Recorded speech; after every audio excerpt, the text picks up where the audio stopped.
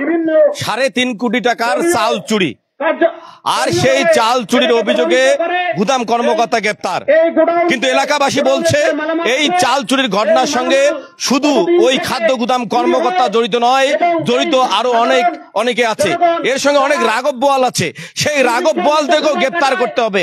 হ্যাঁ, এমন দাবিতে মানববন্ধন হচ্ছে লালমনিরহাটের কালীগঞ্জ উপজেলার ভোটমারি যে খাদ্য গুদাম আছে সেই খাদ্য গুদামের সামনে এই এলাকার সচেতন মানুষ কিন্তু মানববন্ধনে দাঁড়িয়েছে। প্রিয় দর্শক, আপনাদেরকে জানিয়ে রাখি যে এই গুদামে সরকারি 350 মেট্রিক টন চাউলের হিসাব নেই, অর্থাৎ বিভিন্ন সময় এই চালগুলো কালোবাজারে বিক্রি করেছে এই খাদ্য গুদাম কর্মকর্তা ফেরদৌস আলম সহ অনেকেই।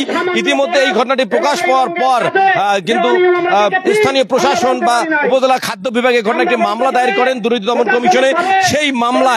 সেই মামলায় কিন্তু এই গুদাম কর্মকর্তাদের ফেরদৌস আলমকে কিন্তু গ্রেপ্তার করছে। কিন্তু এলাকাবাসীর দাবি যে এই চাল চুরির সঙ্গে শুধু একাই ফেরদৌস আলম জড়িত না, এখানের যে কর্মচারীরা রয়েছে এই গুদামের কর্মচারীরা জড়িত, লেবাররা জড়িত, পাশাপাশি অসাধু যে ব্যবসায়ীরা জড়িত। পাশাপাশি এই ঘটনা যে একদিনের ঘটনা তা না, স্থানীয় লোকজন বলছে এই ঘটনার সঙ্গে দীর্ঘদিন এই ঘটনাটি ঘটেছে, এই ঘটনার সঙ্গে প্রভাবশালী কোনো রাজনৈতিক দলের নেতারাও জড়িত থাকতে পারে। অনেকেই বলছেন যে এই চাল চুরির সঙ্গে শুধু ফেরদৌস আলম একাই জড়িত না, অনেক প্রভাবশালী রাজনৈতিক দলের নেতারা জড়িত আছে। 5 তারিখের পর যখন প্রেক্ষাপট পরিবর্তন হয়ে গেছে, যখন সেই রাজনৈতিক দলের নেতারা গা ঢাকা দিয়েছেন, পালিয়ে গেছেন, তখন বিপদে পড়েছেন এই ফেরদৌস আলম, ঠিক তখনই তিনি আত্মগোপনের মতো চেষ্টা করেছেন। সব মিলে এই ঘটনাটির তদন্তের দাবি জানিয়েছেন স্থানীয় লোকজন বারবার যে কথাটি বলছেন এই ঘটনার সঙ্গে শুধু ফেরদৌস আলম একা জড়িত না, এই খাদ্য গুদামের অন্যান্য কর্মচারীরা জড়িত, লেবাররা জড়িত এবং এই এলাকার প্রভাবশালী রাজনৈতিক দলের নেতারা জড়িত, অসাধু ব্যবসায়ীরা জড়িত। যে কারণে আজকে আপনারা দেখছেন যে সাধারণ মানুষ কিন্তু আজকে মানববন্ধনে দাঁড়িয়েছে, তারা কিন্তু এই ঘটনার তদন্ত করে বিচার দাবি করছেন। আমরা একেবারে 2-1 সঙ্গে কথা বলার চেষ্টা করব, জানার চেষ্টা করব আপনাদের দাবি কি, আমরা অতীতে আমাদের দীর্ঘদিনের একটাই দাবি ছিল, সেটা হচ্ছে যে দুর্নীতিমুক্ত আমাদের এই ভোটবাড়িতে যে এলএলজি গুডাউনটি আছে, এখানে মন্ত্রীর জামাই খ্যাত সেলিম মেহেদি, মুরাদ মেহেদি, তাদের পরিবার কর্তৃক নিয়ন্ত্রিত এই আমাদের এলএলজি গুডাউন, এমন কোনো দুর্নীতি নাই যে এই দুর্নীতিতে এইখান থেকে হয়নি। এমনকি সর্বশেষ 3.5 কোটি টাকার যে দুর্নীতি, এটা এককভাবে আমরা তার মনে করি না যে খাদ্য কর্মকর্তা সে একাই জড়িত। এর সাথে এখানকার স্থানীয় আওয়ামী লীগ এবং সাবেক চেয়ারম্যান সেলিম মেহেদি সরাসরি সংযুক্ত এখানে আছে। আমরা এটাই সঠিক একটি তদন্ত চাই, কারণ যে তদন্ত কর্মকর্তারা এখানে আসছে আমরা জানি এনারা ইতিপূর্বে তাই খাদ্য কর্মকর্তা জড়িত ছিল, এই কাজে জড়িত ছিল, যেহেতু সেক্ষেত্রে আমরা একটি নির্দলীয় একটি নিরপেক্ষ একটি তদন্ত কমিটি চাই, যে তদন্ত কমিটি এর আসল তথ্য উদ্ঘাটন করবে এবং আমাদের দীর্ঘদিনের দাবি পূরণ করবে। কারণ ইতিপূর্বে আপনারা জানেন যে এখানে শুধুমাত্র একটি পরিবার কর্তৃক নিয়ন্ত্রিত এই খাদ্য গুদামটি, সেক্ষেত্রে প্রত্যেকটি দোষী ব্যক্তির আমরা শাস্তি চাই, এটাই আমাদের চাওয়া। আরেকজনের সঙ্গে কথা বলবো। আপনারা আজকে মানববন্ধন দাঁড়িয়ে কি দাবি তুলছেন? আমাদের দাবি একটাই, যে এর আগে যে অনিয়মগুলো হয়েছে আমরা আসলে এটার দিক থেকে আমরা অবগত ছিলাম না।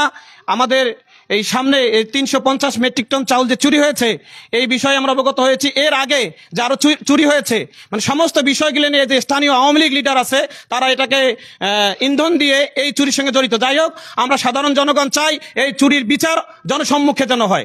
প্রিয় দর্শক, আপনাদেরকে জানিয়ে রাখি এই সমস্যা যে অভিযোগ শুধু যে এই গোডাউনের দিকে তা না, কিন্তু স্থানীয় সচেতন মহল দাবি তুলছেন যে কালীগঞ্জ এবং আদিতমাটির অন্যান্য যে গোডাউনগুলো রয়েছে, বিশেষ করে লালমনিরহাট জেলার যে অন্যান্য খাদ্য গোডাউনগুলো সেগুলো তো খোঁজ নেওয়া দরকার।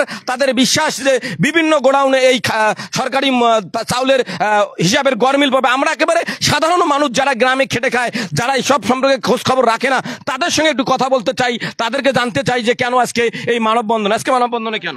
আসসালামু আলাইকুম। আমরা দেখব যে এখানে অনেক কিছু চুরি চামারি হয়েছে, আর পচা চাউল আমরা যদি রিলিফ পাই, পচা চাউল দেয়, ভালো চাউল তো দেয় না।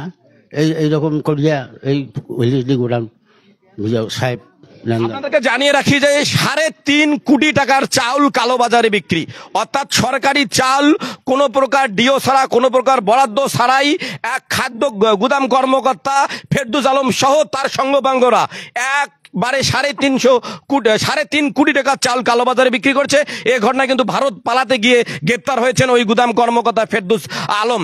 এখানে আমরা আরেকজনের সঙ্গে কথা বলবো যিনি এখানকার ব্যবসায়ী, তার কাছে জানার চেষ্টা করব সামগ্রিকভাবে কি অবস্থা।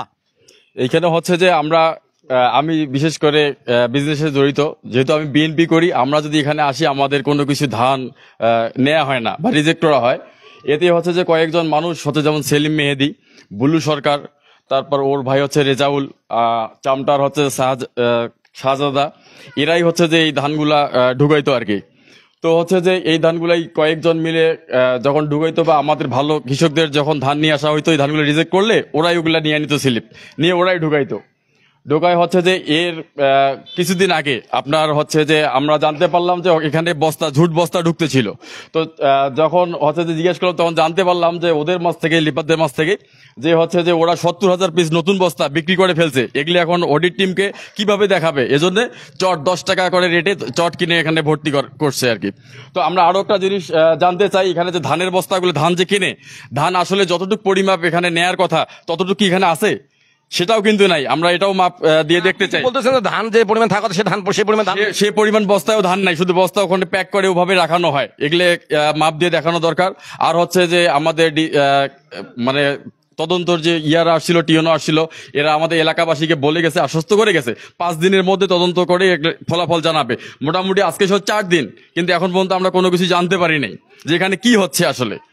তো এটা হচ্ছে যে আমরা চাচ্ছি যে এটার সাথে যারা জড়িত দ্রুত বিচারের আওতায় আনতে হবে।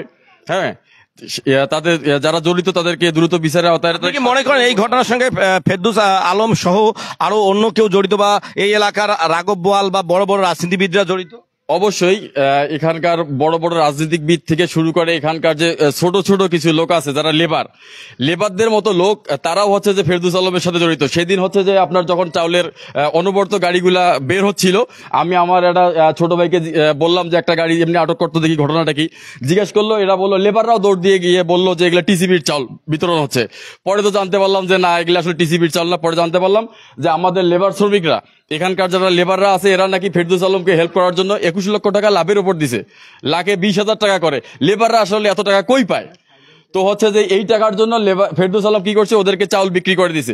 তার ঘটনার সঙ্গে লেবাররাও জড়িত। এবং তার আগের দিন, যেদিন ঘটনা ঘটছে তার আগের দিন এখানে বিভাগীয় তদন্ত হয়ে গেছে। তাহলে আসলে তদন্ত টিম মানে কি এখানে পাইলো? তদন্ত টিম তো সেদিন বুঝতে পারলো না যে চাউল আসলে চুরি হয়েছিল বা খারাপ কিছু। পরের দিন যখন চুরি হয়ে গেল তখন জানতে পারলো। তাহলে তদন্ত টিম কি আসলে টাকা খেয়ে গেছে নাকি? এখানে তারা কি রিপোর্ট দিল? তাহলে এখানে আসলে কি হচ্ছে? তো হচ্ছে যে লেবাররা, আমি যেটা জানতে পারলাম যে ওসিলিটি হচ্ছে যে চাউল ওই টাকা বাবদ ফুড অফিস থেকে বাইরে পর্যন্ত দিয়ে দিছে। এরপর এরা লেবাররা নিজেরাই বিক্রি করছে, যে যাদের কাছে চাউল আপনার মানে প্রশাসন ধরছে আর কি, লেবাররা নিজেরাই বিক্রি করছে ওদের টাকা উদ্ধারের জন্য। তা আসলে এখানে কি চলছে আমাদের সঠিকভাবে জানা দরকার আপনাদের মাধ্যমে, এবং যে তদন্ত টিম তৈরি। দর্শক, আপনাদেরকে জানিয়ে রাখি যে এই চাল চুরির সঙ্গে যে শুধু ফেরদৌস আলম জড়িত তা না, একে দিনের আলোর মতো সত্য যে এই চাল চুরির ঘটনার সঙ্গে লেবাররাও জড়িত। কারণ লেবারদের সহযোগিতা ছাড়া কিন্তু এই চাল এভাবে কালোবাজারে বিক্রি করা সম্ভব নয়।